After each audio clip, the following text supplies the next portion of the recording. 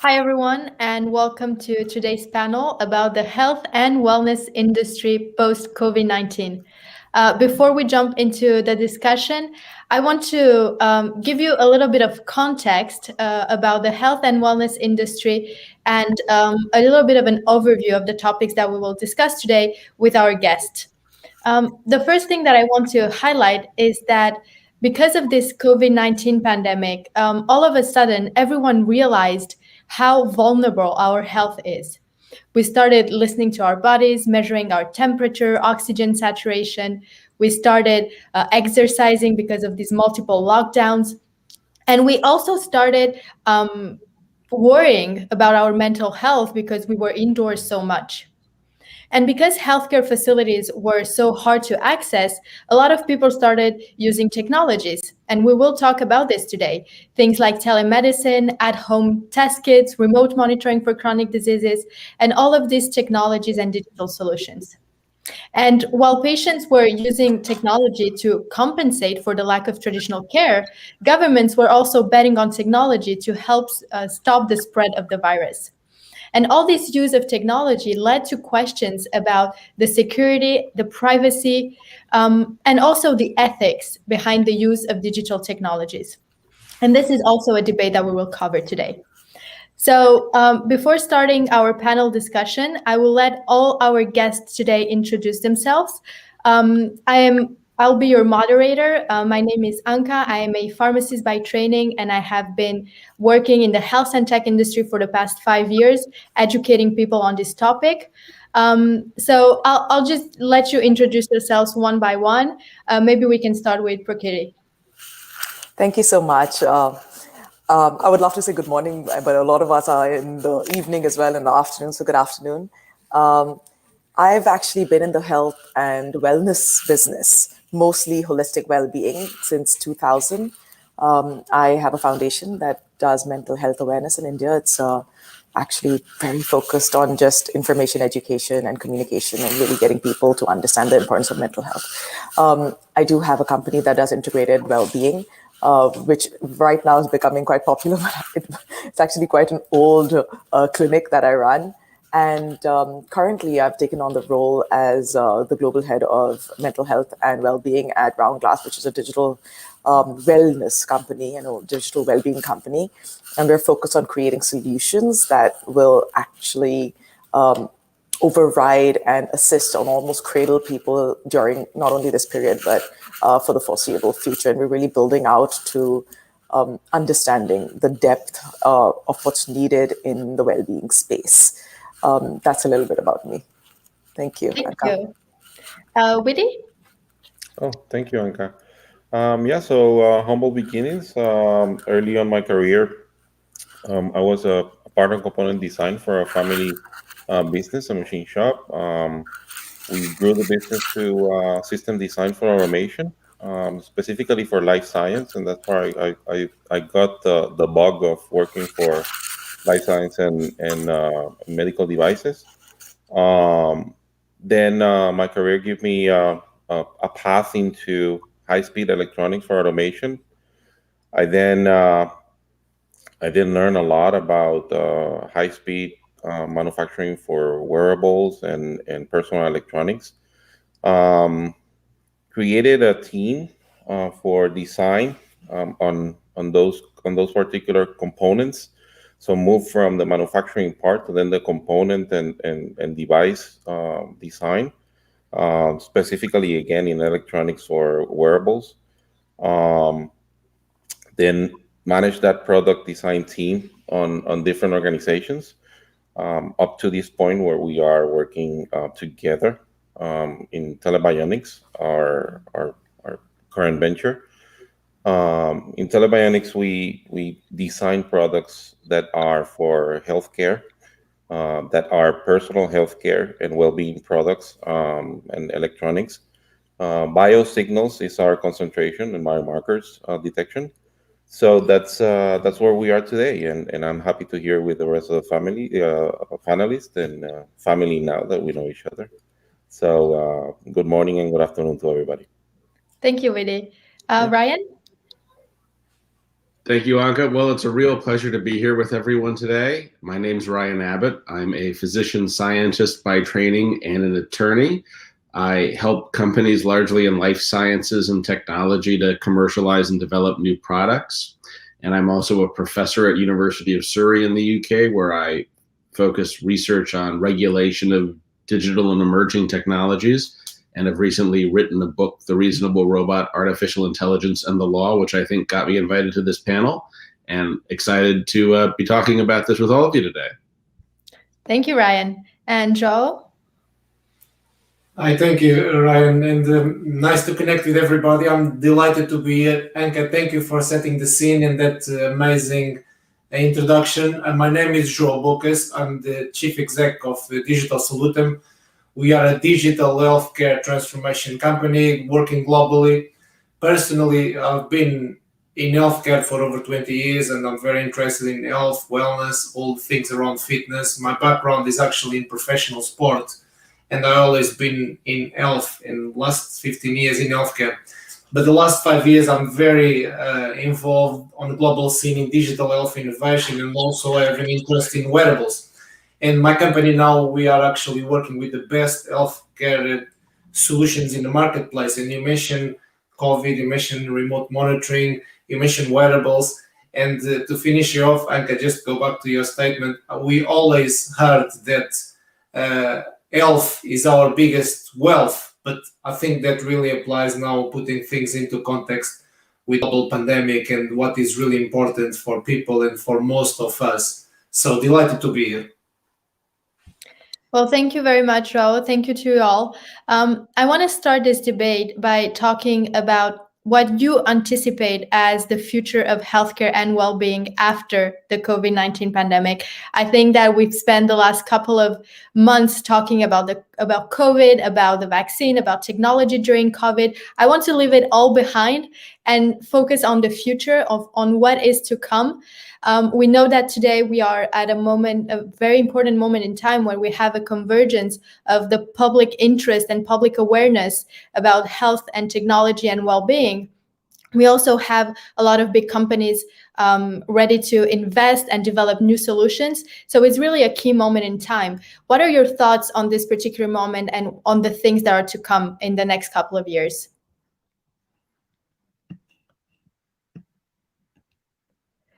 Maybe, Widy, you want to start? Your microphone is on mute.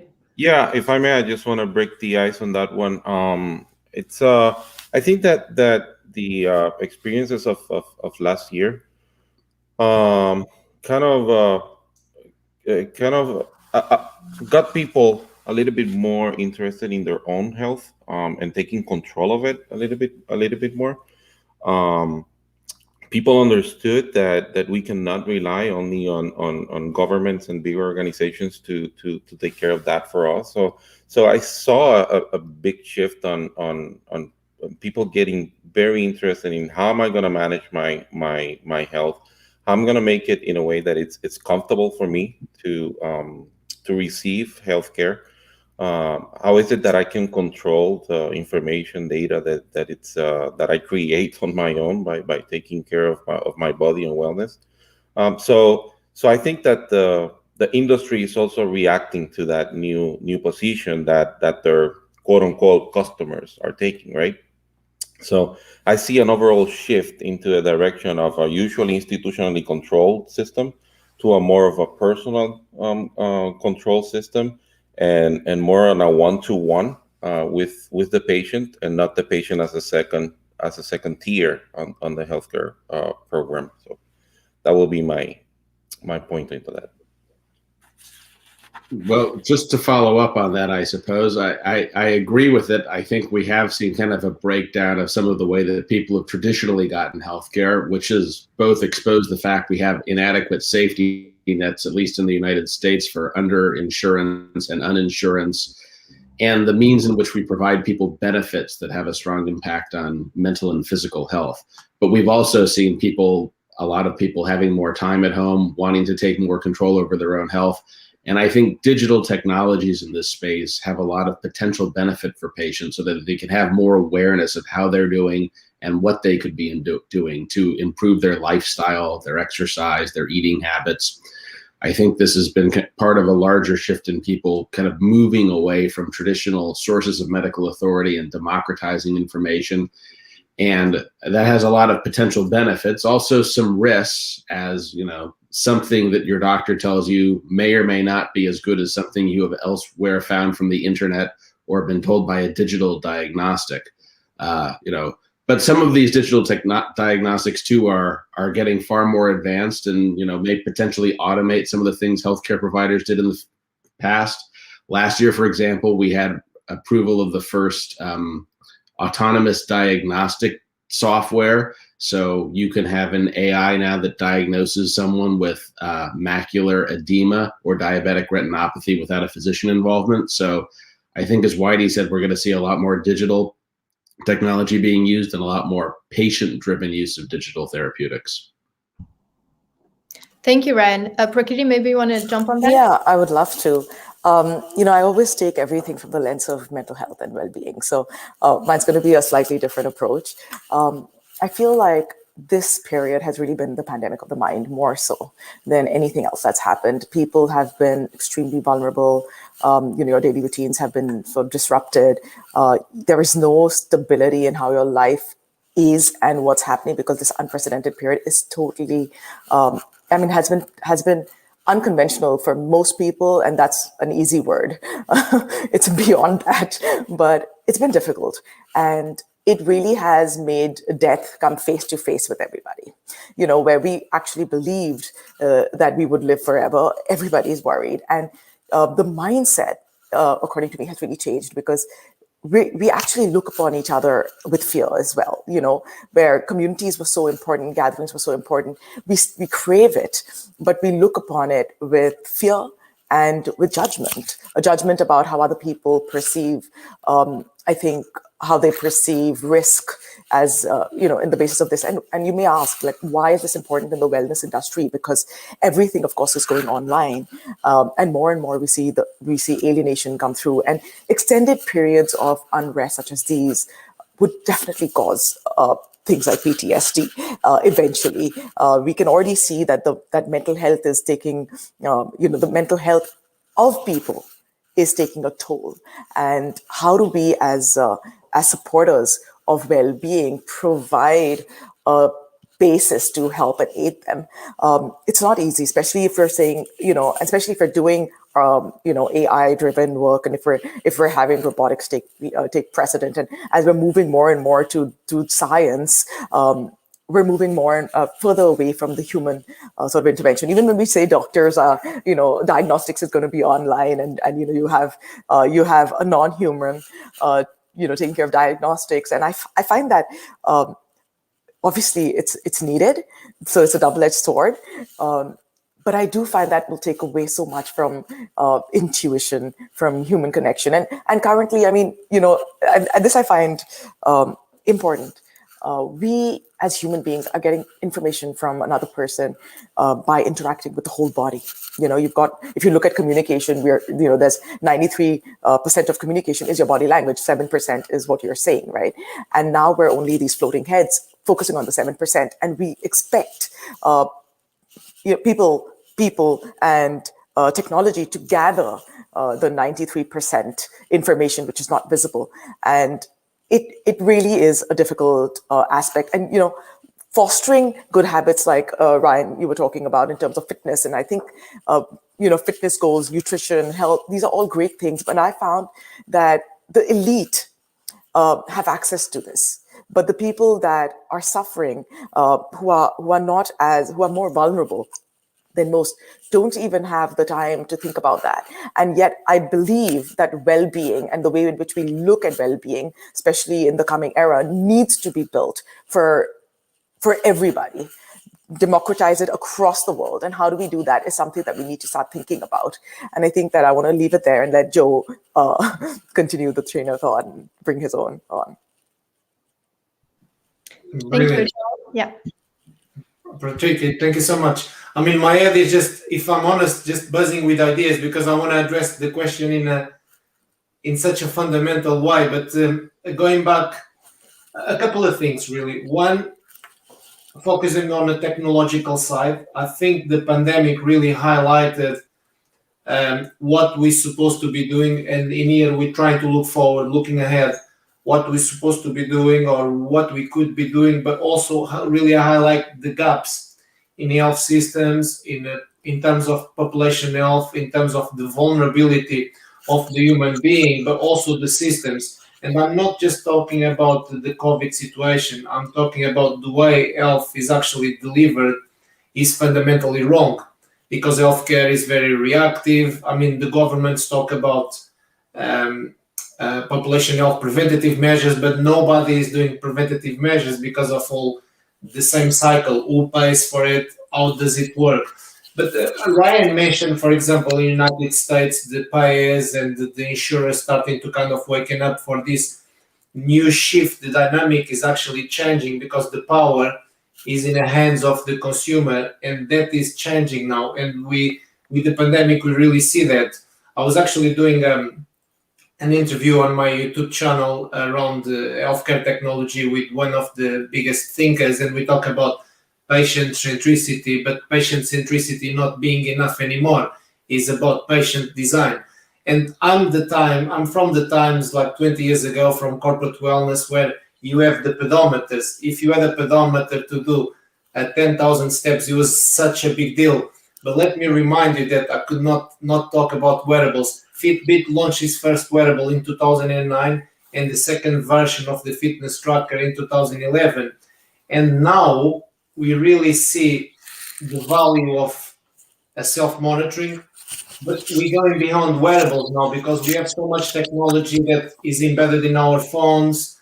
We have face apps that diagnose vital signs. We have remote monitoring by only room installation with Wi-Fi, with new emerging technologies.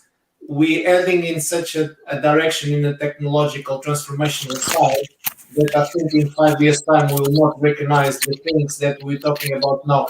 But there are many fundamental issues to consider. It's a very complex kind of issue to move forward, but it's also fascinating at the same time because I really see things really evolving. I think the pandemic kind of served the industry really well, not the world, but served the industry really well to push the agendas forward. I would like to add a comment because I think that Prakriti point of view is very interesting. When and I'm gonna now talk from the side of an RPM designer and lead of a group that it's working on that particular one. From our point of view, we do not intend to take away the human factor when you're talking about well-being. There's no way that we can substitute that. We are on our DNA. It's embedded there. It's there. We need that human interaction. We need to definitely have that on the equation. I think that the situations we've gone through on the last 20 months, if you want to put it, maybe 18 months. What that brought up is that even though we are an extremely advanced society, right?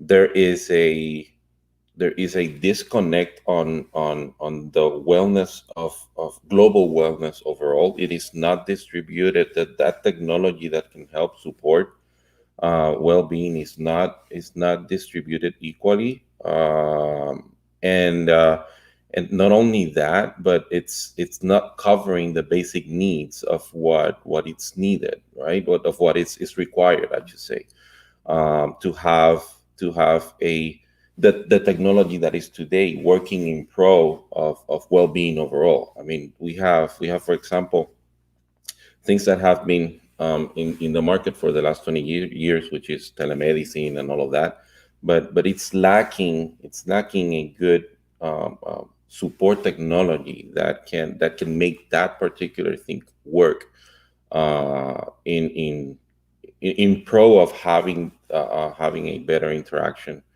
I think that well-being also on the psychological side requires technology to back it up, so that we enhance the experience between the provider of psychological treatment or PTSD or anything like that, or helping a patient with PTSD.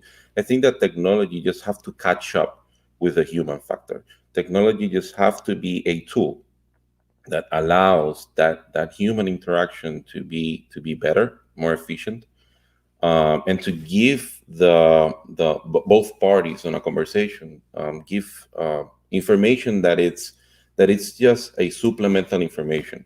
That has not been done correctly up to this point, even though we're super advanced in technology. And I think that we, the technical people, need to understand that the human factor is never going to be taken away, that we are just enhancing the experience between two individuals, being a healthcare provider and a patient, or even two people just supporting each other and well-being.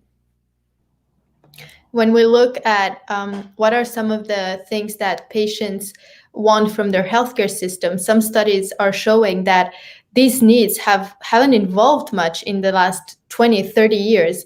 Patients still want better, faster, cheaper access to care. And no one ever wants wearables, telemedicine, artificial intelligence, voice assistants. Those are just enablers for better, faster, cheaper care. And this is the end result that we should focus on, rather on that designing these very advanced technologies, and without really worrying about how are we going to use them? What is the final goal that they're addressing? And are they designed to address the needs and what patients want at the end of the day? And I think that's really an important aspect of patient design, and involving patients in the design and the whole process of creating innovation in healthcare. And that perhaps is something that we're missing, and that's starting to evolve a little bit more today, where patients are really taking part in the whole process rather than just being the end user and the end consumer. That's a kind of a change in the way that we see healthcare and innovation in general. True. If I can add to that point that we're talking about, I think, it's really important to understand that we're designing for a global economy at this point, right? I mean, it doesn't need to be focused on a particular country anymore or a particular culture. And yet everything that we do in terms of the human psyche is cultural. I mean, the way in which I approach psychology in India would be very different from the way it's approached here. What we call self-love here, and I know because I build meditation apps, and we build meditation on apps and tools, which actually help steady the mind. When you go into cultures like India and you talk about self-love, they see it as selfishness. So when we're talking about habit formation and we're talking about what can we do, it's very different in different countries, yet we're building for that. So you're right, it's very important to keep your ear to the ground. And I know that when this COVID started, March of 2020, I started a helpline in India and connected the Rotary Club and a whole lot of other mobilizers. And we thought that this helpline would be, like, we wouldn't be able to really service the people that would call. And there were 700 volunteers on it, and they still are there. And people called, but despite the fact that we had mental health at the core and the center, they were calling about supplies. They were calling about, give us things that can assist us, not with our mental health, because it was a very far away sort of cry. It was more about like, where do I get my rations? Where do I get this? Where do I get that? And so I realized at that point that if you have your ear to the ground, it's a network that needs to be created for health and wellness. It's a network like what Widy just said before this. The network is super important, because we may think that something's important for the patient who's calling, but that may be the tip of the iceberg. There may be so much more. And if we actually have ourselves open to it, I think we're really creating solutions that would be beneficial. And I think it's almost time, even though this has been really, and companies have been building it out and investing in new models, I think it's really time to go back to the drawing board almost and really think about what's come out, what's come out as ahead of the race, as to what's needed for people. Because more and more, when I see it, and we're interacting with humans, the fact is that the technology is not predicting what human reaction is. Human reaction should be predicting what technology is. And if you're talking about that, we have to play a part in the whole. And when you start talking about what is that whole, you need to, like Anca, you're saying, go back to the drawing board, listen to what people are saying, listen to what individuals are saying, and make sure that we're, sort of working together. Because if we've learned anything from this particular situation during COVID, is that every single one of us impacts the whole, right? There is no one is isolated in that manner. We're all impacting each other. And how do we create this sort of concept in medicine? How do we need to start focusing on, so telemedicine, consultations, again, it's kind of different in each state almost in the US. So these are important factors to kind of look at, like, how are we creating a model that is universal in a sense, so that the predictors are universal, yet have, a cultural application adapted to it, so that the results because since, like you said, one of the important things is that we don't have enough access, and this would help sort of bridge that gap. And in that case, it needs to be extremely thoughtful about integrating different cultural aspects to a uniform platform. Just to kind of jump in on that too, I think those were some great points by the past panelists, in part about the need for access to healthcare. And digital has a tremendous ability to improve access, or at least a tremendous potential to. Even a year and a half ago, if you had asked a mainstream healthcare provider to see you in a telemedicine visit and otherwise to get on Zoom and talk to them, 9 times out of 10, they would have said, forget it. And, potentially they would have run afoul of regulatory restrictions in their state in the United States, or it would have been considered the unauthorized practice of medicine if done across borders. One of the positive features of COVID has been that it's really forced the medical community and regulators to reconsider some of those positions, because frankly, it couldn't work anyway. And that could allow even physicians in the United States to be treating people in rural areas of the world and to be using diagnostic products that would allow them care that they wouldn't otherwise have.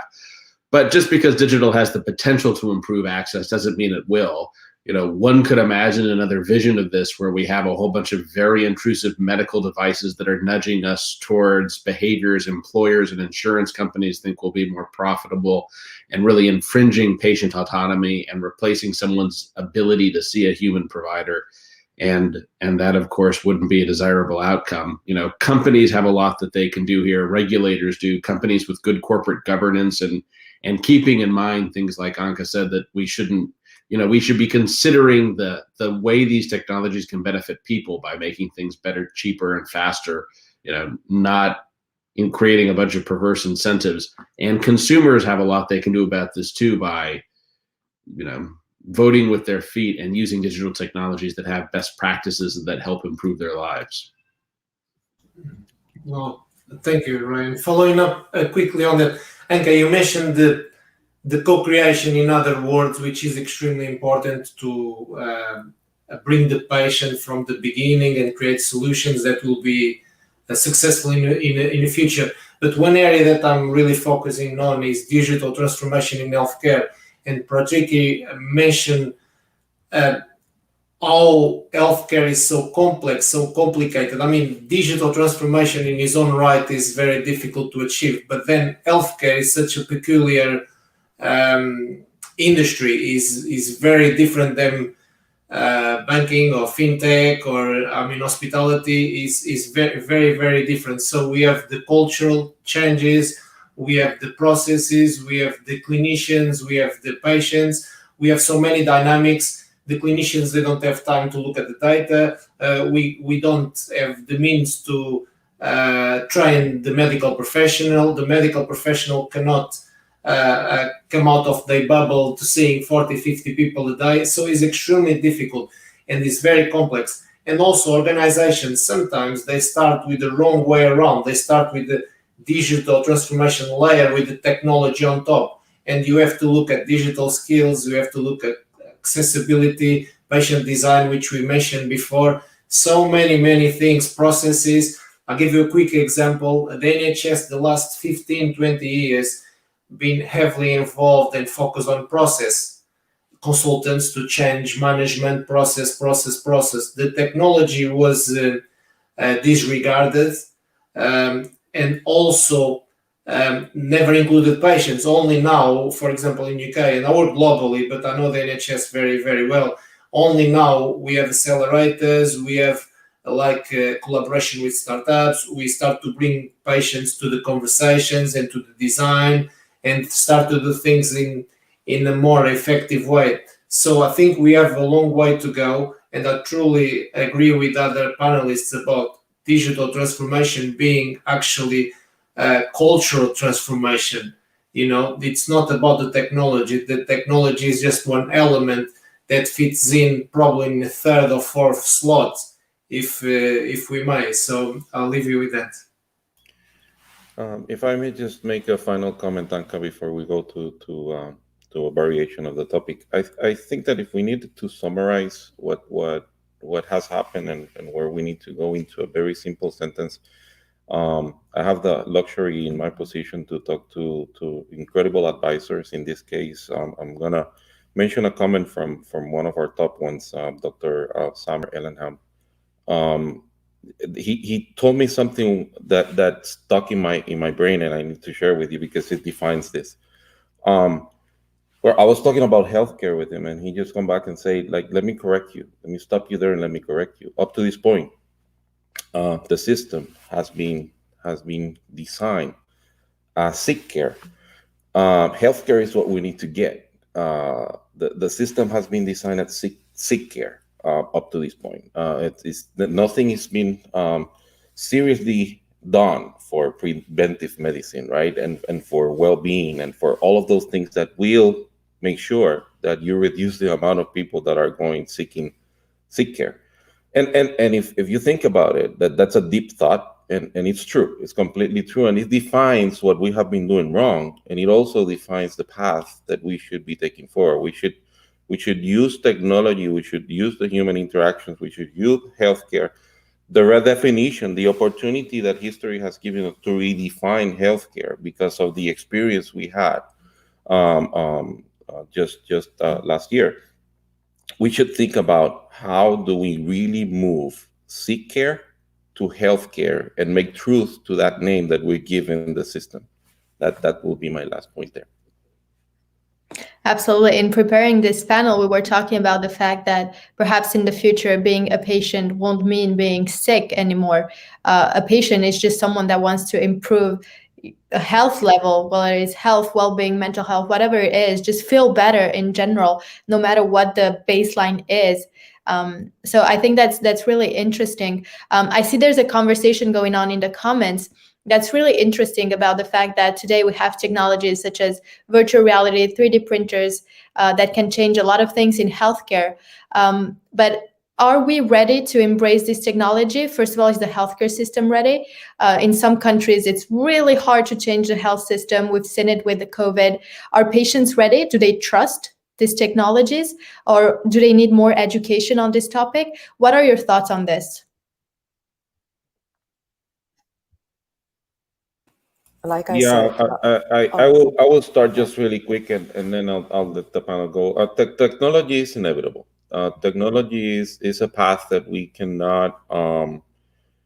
It's just so organic at this point that we will have to learn how to use it. That's really the mission. The mission is that technology is exponentially going to be developed. New technology and incredible technology is going to be developed by the second, and it's being developed by the second, right? So it's inevitable. It's something that we will have to learn how to use. The secret sauce here is how can we responsibly do that?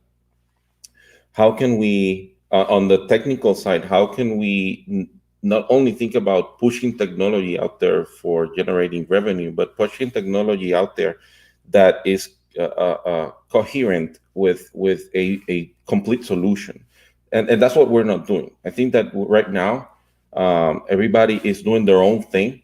I think that everybody's trying to define the path, but we're not having serious conversations about how all of this technology can comprehensively and as one go to a common goal.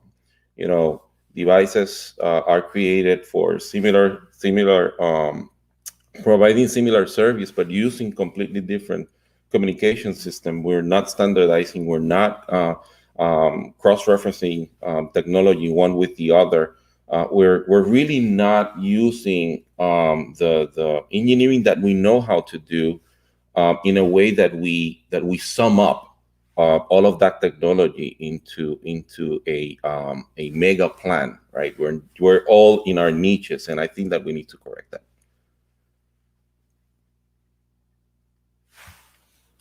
I agree with you. I think that, but going back to the question that was asked, I think there's an overall deficit of trust in the landscape at this point.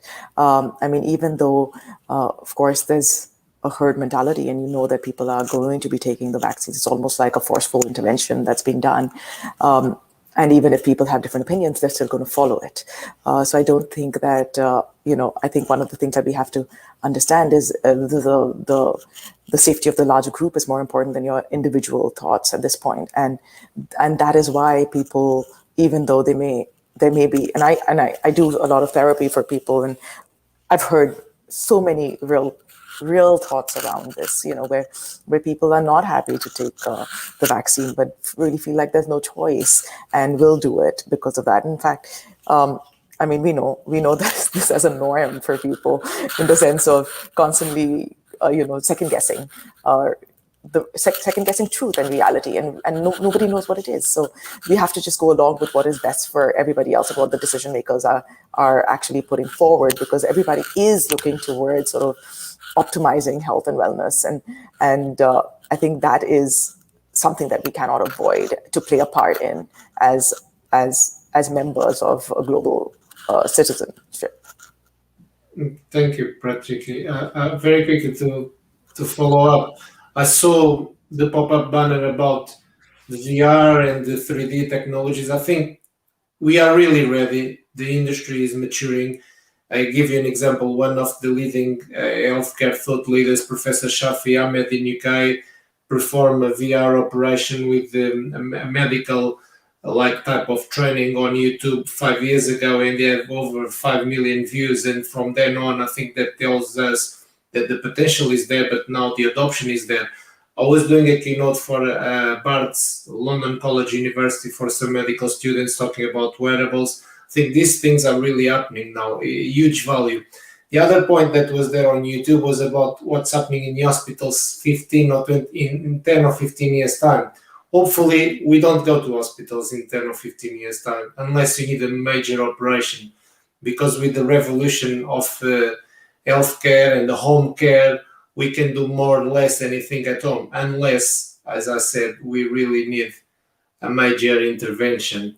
So that's where I see really things changing, and we can really embed technology in our lives, and to do things such as blood pressure monitoring, we can do that ourselves. Of course, if we have the right equipment and some kind of level of comfort training that we can do it. And it's about confidence, because most technologies are actually very easy to use. And that's another thing about healthcare. The perception of healthcare, that it is complex and is difficult, and is not.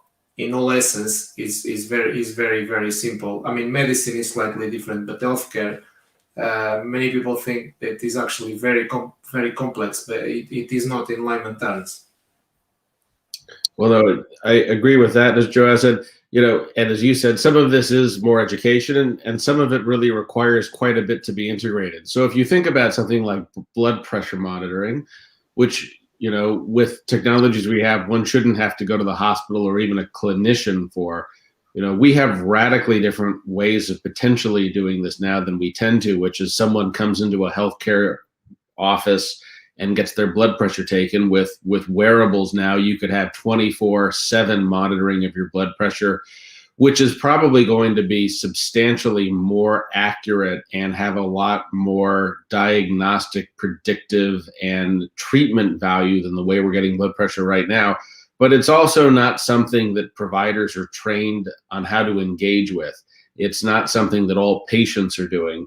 And so, incorporating and revising kind of daily healthcare practice to take something like that into account is really quite a leap. And that's with a very basic sort of thing like blood pressure monitoring. When you get to something like, doing surgery in VR or robotic, surgical machines like a Da Vinci robot, these are very exciting technologies, again, with a lot of potential. But before rolling them out on any kind of widespread basis, you also want to make sure that they have good objective data, that they are safe and effective and better than our existing practices. And someone asked a question about why the vaccine took so long. Well, it was the fastest anyone's ever come up with a vaccine in history.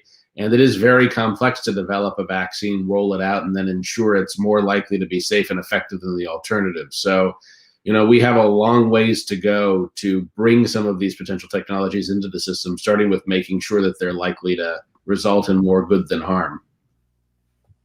I think there was a great comment and a question, more than a comment, a question on the comment section. Somebody asking how will this technology affect the healthcare employees or providers or first responders? And I think that it will be exactly as every other technology. I mean, the technology is just going to enhance the service. It's going to make the service to be provided easier and more effectively. And technology is not something to fear. It's something to embrace, but it's also something to keep close track of, right? So to all those first responders that are hearing us talk about technology and all of that, this technology is just going to enhance the work environment. It's going to improve the level of service. It's going to improve the accuracy of that service. So I will not fear it. I will embrace it, but it is our responsibility also to track it and make sure that the technology is going in the right direction, is being used as the right tool. We've been talking a lot about the fact that healthcare is moving towards the patient. The patient is becoming the point of care. What about the other traditional players of the healthcare sector? I'm thinking about hospitals because we have a question about this. What will the role of hospitals in the future, let's say in 10 or 50, 25 years from now? What role will they play? How will they adapt to this new way of using technology, this new view of the patient? I think a lot of that is already taking place. I mean, I see technology is really fast adopted in like the larger cities in India, right? Just because it's necessary, and I think people are used to sort of cloud safety of patients' information. I mean, we know it's not 100% safe in the SSL socket, not exactly the best, but it's being adopted, it's being used, and also there's a shift going on where you can actually. So there's a lot of brain drain, as you know, in India, and a lot of and the youth really need to take care of their family members, and so therefore having it on on the cloud gives them access to their family and loved ones and the state of affairs of their well-being. But apart from this, I think that with the rapid decline at this point in the health and wellness space of people's interpersonal relationships and their inner relationships with themselves, I think more so people are going to extend themselves to using technology just because it's a safer way at this point, and very soon it may follow in habit. But do we have the systems right now for safety measurements? I think this is a question that goes more into how have human beings evolved? And I'll tell you what I mean. I've been applying because like I said, I live in India. I don't think I've said it to everybody else, but we said it backstage. But I live in India, but at this point I'm here in Vancouver. And when I'm applying for schools, because I'm moving my children from the school that they were in temporarily to another school, when I'm applying for schools, they always ask me, about the mental health of my child. Like, has he ever gone to a psychologist or has he ever needed to? And this is kind of important because even in the workplace, this is a question that comes up now. I don't know how much it's allowed or not allowed, but I do know that human beings haven't evolved enough to be non-judgmental, and bias still exists. When we have a format where everything is online and it creates a huge amount of visibility, it becomes like everything with technology, a double-edged sword, because how much of yourself can you put out there, and how much of yourself are you willing to expose, and how much are people willing to hold you without judgment based on that? I think it's a very critical question, because when people are looking to employ people on their staff, or workplaces are looking at well-being, because all of this kind of connects, and all your records are semi-sealed. I'll call it semi-sealed, because we're building towards making sure that it's more secure. It's not that easy. It's not that easy to be transparent, and it's not that easy to go online and seek help, because eventually there's a matrix that at some point is the blueprint of your life, and it is visible. And I think we need to really pay attention. And I know companies are doing this, and everybody wants to do this, to pay attention, but there are enough hackers out there. So it's extremely important that we focus on the safety measurements that we have as we start building towards technology. That was a great comment. One of the things to pick up on was, I think, your comments about bias. Digitals are also interesting in healthcare because of both their potential to decrease existing biases or to exacerbate existing ones. So we already have healthcare that is unfortunately biased in the United States against, certain groups who tend to receive worse sorts of healthcare outcomes, whether that is, structural or unconscious bias at work. For example, if we go back to Joao's example of talking about blood pressure monitoring, some groups of individuals in the United States have worse outcomes with blood pressure monitoring, and then with associated problems you get from that, like having heart attacks or strokes.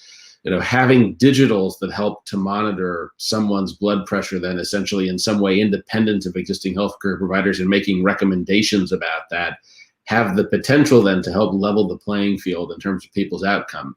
But on the other hand, if we just adopt these in an unthinking sort of way, and, we have machine learning algorithms that are learning from what people have done in the past, we might also get AI helping to entrench and further widen those disparities. So this is something also that consumers and regulators and businesses have to be very mindful of, and that businesses should be making efforts to both display good governance and awareness of these issues, and to be transparent about how their AI works and digital technologies work, and making sure that they are regularly monitoring it for these sorts of outcomes. Prakriti, I think you've touched on a very interesting topic, and I want to spend the last 10 minutes talking about this, which is the use of our personal data. I think this is a topic that was very much talked about during the pandemic, because as governments developed those contact tracing applications, a lot of people worried that they were tracked and monitored, and all of their data was used to know every single aspect of their life, and they were not comfortable doing so. That's also very cultural. In some countries, they were more open to it. In some other countries, they were really close to that. I want to know, what are your thoughts on this? And maybe starting, Ryan, from a regulatory perspective, what is the regulatory context today around data privacy, whether it is in the US or other regions of the world? Sure. Well, it's a complex framework for that. At the one level, you have kind of legal requirements or regulations around what you can and can't do with data, particularly around things like patient data. Different jurisdictions, different countries have different rules about this. So in Europe, one of the leading laws is the GDPR, which restricts how people and under what circumstances they can take your data, and how they can use it, and how they have to maintain it. In California, there's a law called CCPA. In the United States, we have another law called HIPAA that restricts privacy around collection and use of identifiable healthcare information. Those are all laws that, companies and ethical or large companies know about and just have to follow. But on the other hand, they set a bare minimum of behavior. They aren't kind of the values to which a company should aspire to gain the trust of its consumers.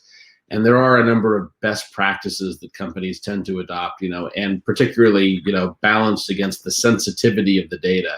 As Prakriti said, people are used to giving their data to things online. It's really inescapable that it's all over the place, or with things like contract tracing, that if someone was so inclined, they could figure out just about everything about you, from where you're going and who you're meeting and what you're doing.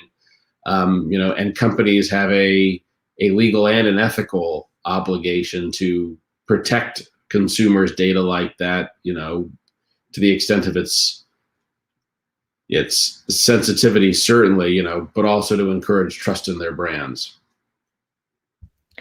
Is there from a legal standpoint such thing as a sensitive data? Because I feel like for a patient or a physician, it really depends on the context. For someone that's healthy, maybe some particular aspects of healthcare are not sensitive because they just don't care if it's leaked or whatever. But for someone that's sick or has particular health issues, then the same data can become sensitive. The same with mental health. Some things can be sensitive for some and not sensitive for others.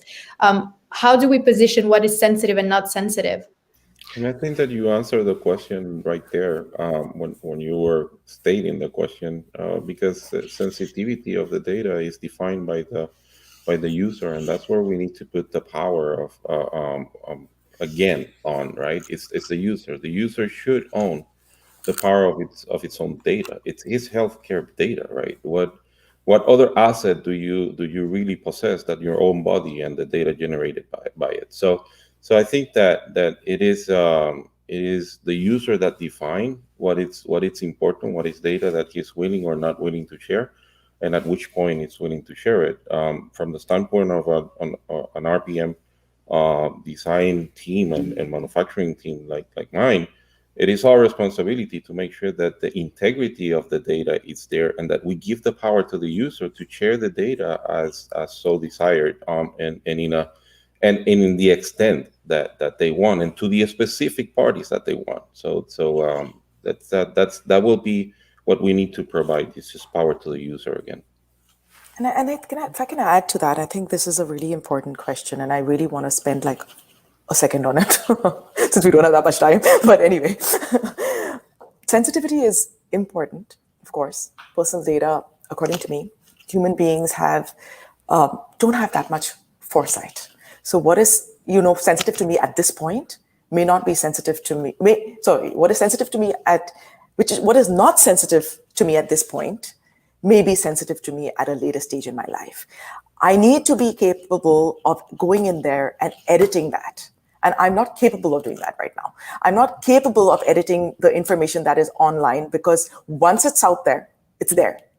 It's somewhere around, and I'm unable to edit it. And I think if I'm able to do that, because as a youth, so say, for example, I am a 21-year-old, 22-year-old, and I'm going through all my challenges, and I think that I am open about it. And I will splash it anywhere. I will be able to kind of communicate with this. I'll be able to put it up. I'm not thinking about how this is going to impact me in the long run. And it will impact me in the long run, but I'm unable to, at that point, go back and edit that, because I've created a blueprint for my life. And I think this is an extremely important aspect that somebody needs to be able to build in the technology system. What can I go back and edit? Of course, I can edit it on the platform that I'm on, right? And that I'm able to do. But it is in the World Wide Web. And it is always going to be there. And how do I create systems that are going to help and aid that, so that I can be protected not only now, but also in the future? Right. Well, I'll give some final thoughts as well. When people mention data, I want to pull my hair out sometimes, because my experience is the last 6 years I've been in hundreds of conferences around the world talking about data, and it feels like it's an endless loop, and also is a bit frustrating, because sometimes we have an amazing panel. That was not our case. That spends an hour talking about data and we don't get anywhere. But anyway, let's move on from that. I think any health data is, without being controversial, is sensitive data, because you can't really have layers of sensitivity or benchmarks. A hierarchy, sensitivity number 1, 2, 3, and 4. So personally, I don't actually put much emphasis on my health data. You can share it on my Fitbit, on my Garmin, or whatever, but that's personally. Yeah? And also, most of the health apps that you download, you agree to share your data, because it's in small writing that nobody reads, but also is already kind of you forced to share the data, which is a bit unethical anyway. But also, my other point is I've done a 159 pages report on health wearables engagement, and we talk about the barriers of the user barriers and also the device barriers. And from the user perspective, the security and also the ethical side comes like third on the list, very high. So people are actually concerned. And wearables are great. They generate data. Is a big thing about wearables not being like the next big brother. People know what you're doing, for example, from corporate side, the employers knowing if you're sleeping less or sleeping more. So is a big ethical issue in here. But for the purpose of using the data, and I finish with this, most people, for example, 70 or 80% agree to share their data if it's for a good purpose, to cure cancer, or is for in benefit of medicine or research or third world health. So it's just that matter of trust that needs to be explained, why we share, why we should share, why we should not share. But it's actually a bit of work still to do, and we have quite a long way to go, to be honest. I think data can also be seen as an equity, and right now, yes, we're sharing, and people are sharing, and a lot of people are benefiting out of the data, but the person that is sharing that data, I think that when we're talking about giving the power back to the user, to the person, I think that it's also giving the power to treat that data as an equity. And I think that even equity that they can monetize on that data. When we're talking about sharing this data, we share this data with people doing research and people doing all of that. And if you own the data, you have the opportunity to also monetize on that to the level that you want. Anonymize it, but then monetize on it. I think that we're not looking at data the right way. The right way is data. It's the owner of that data should control it, should decide where to share it and how to share it.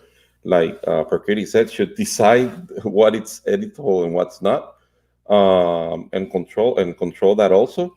But also taking advantage of treating it as an equity.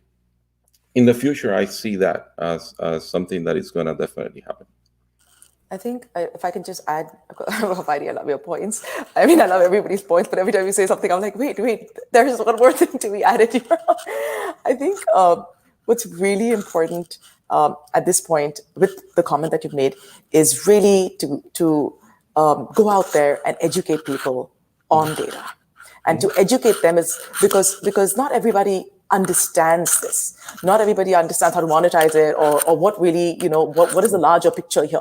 I mean, we're assuming people are capable of that assessment. But I can tell you, if I was just to do maybe a back of the envelope assessment, I would say that 95% plus, I mean, that's actually 99, I would say 99, but, don't know this, right? They don't know that they don't even have the bandwidth of understanding how much information they're giving out and what really is happening with that information. They don't know about what kind of risk reward ratios going on. They don't know what the profiling is doing. They don't know what this collection of data is doing. And I think if you could educate them, then I think that things would be much better and people would be able of taking decisions that were intelligent. And I think information, education, communication is what's required before we start taking data, because even though I might sign my rights away in the small print, I mean, companies have to know ethically that nobody is reading that, and and if we're not reading that, we and of course it's our problem and our fault because we are not aware of what we're signing away. And I think that's why I'm saying maybe let's also as people and companies that are looking at this forward pacing this a couple of years down and ensuring that it's safe enough for everybody to be engaged, that we focus on IEC, which is your information, education, and communication around these subjects. Ryan, you want to add something? Well, we're almost out of time. Do we have a moment for a quick reply, or do we need to wrap? Go ahead. Oh, I was going to say, well, no, I like Widy's point. I mean, I think when you call it an equity, you're kind of referring to it as property. And, data ownership and having data be property is really a very complex issue. In part, we grant things like intellectual property rights, like copyright or patents, because we're trying to get certain behaviors out of people, like inventing things or creating new things. But it's not so clear with data ownership what we'd be granting, because it's a very complex ecosphere with lots of different parties involved in data creation. People are, making it anyway because it doesn't require additional incentive for them, or because they get some benefit from doing so, even if it is kind of access and use of an app or something like that. But I definitely agree with Prakriti. It's, important, the costs and benefits of using an app, and no one reads the fine print on user terms or bothers to understand that. Even so, data does generate a lot of value for not only users, but society, in part by letting us use it to make and develop new processes. And maybe one of the solutions to something like companies benefiting from people's data like this is to have kind of other sharing schemes where, either they are contributing more economically through something like taxes or otherwise. But data ownership is a very complex issue. I think we would need a whole other panel to discuss data ownership and data sharing. We are reaching the end of this panel. Thank you all so much for participating. From what we discussed today, technology is here. Technology is changing the healthcare industry. There's nothing we can do to stop it. But as people working in healthcare, I do believe that it's our responsibility to raise awareness about the ethics and everything that we have to know in order to better use this technology to the benefit of the patients, and also educate all the users about how to use it correctly to improve their health, well-being, but also to prevent complication and to prevent getting sick, etc. Thank you all again so much for participating. Thank you to all those who sent your comments and your insights as well. It was really great to moderate this panel, and I hope to see you all soon. Thank you very much. Thank you so much. Thank you. Bye-bye. Take care. Bye-bye.